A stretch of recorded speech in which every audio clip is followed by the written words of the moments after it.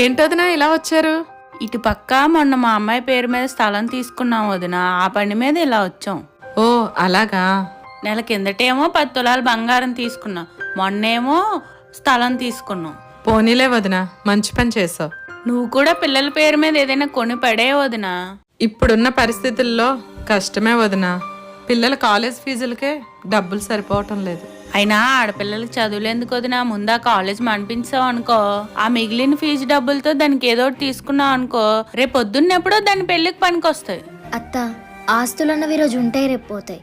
కానీ చదువు అన్నది ఉంటే రేపు పొద్దున్న మా కాళ్ళ మీద మేము నిలబడగలం. తల్లిదండ్రులు పిల్లలకి ఆస్తుల్ని ఇచ్చినా ఇవ్వకపోయినా చదువుని మాత్రం ఖచ్చితంగా ఇవ్వాలి. ఎందుకంటే చదువుని మించిన గొప్ప ఆస్తిని పిల్లలకి ఏ తల్లిదండ్రులు ఇవ్వలేరు.